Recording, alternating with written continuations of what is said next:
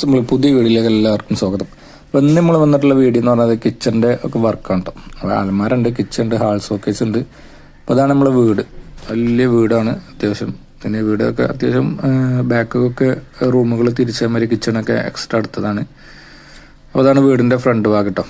ഫ്രണ്ടൊക്കെ പെയിൻറ്റിങ്ങാരൊക്കെ ഉണ്ട്, പുട്ടിയൊക്കെ ഇട്ടുകൊണ്ടാണ് അങ്ങനെ നടക്കുന്നുണ്ട്. വീട്ടിൽ ഇപ്പോൾ താമസവും കാര്യങ്ങളൊന്നും ഇല്ല, കാരണം അതിൽ വർക്ക് നടന്നുകൊണ്ടിരിക്കുകയാണ്. അപ്പോൾ അതാണ് നമ്മൾ വർക്ക് എടുക്കുന്ന ഏരിയ കേട്ടോ.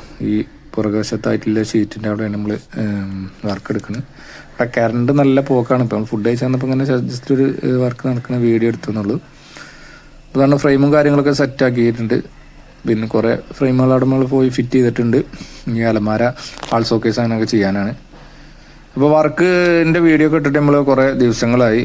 ഒന്നാമത് എന്താ പറയുക, യൂട്യൂബ് നമുക്ക് നോക്കലില്ല, അതുകൊണ്ടൊക്കെയാണ്. അപ്പോൾ ഞാൻ വീഡിയോ കണ്ടിന്യൂസ് ആയിട്ട് വരട്ടോ. അപ്പോൾ പുറത്ത് FRPൻ്റെ 2 ഡോറുകളൊക്കെ ചെയ്തിട്ടുണ്ട്. അതുമാതിരി അകത്തും ഒരു 3-4 ഡോറുകൾ FRPൻ്റെ ഡോറിന് ചെയ്യുന്നുണ്ട്. അതാണ് കിച്ചൺ. കിച്ചൺ എന്ന് പറഞ്ഞാൽ ഒരു കുഞ്ഞു കിച്ചണാണ് കേട്ടോ. ഇത്ര വലിയ വീടിന് എന്ന് പറഞ്ഞാൽ ഇത്രയും വലിയ വീടിന് പറ്റിയ കിച്ചണൊന്നല്ല, കാരണം ചെറിയൊരു കിച്ചണാണ്. അപ്പോൾ വലിയ ഗൾഫിലാണ് താമസം. അപ്പോൾ അവിടുത്തെ ആളുകൾക്ക് കുഞ്ഞു കിച്ചണ് പരിചയപ്പെട്ട അതായത് ശീലിച്ചത് കൊണ്ട് ആയിരിക്കും ഇത്ര ചെറിയ കിച്ചണെന്ന് വിചാരിക്കുന്നത്.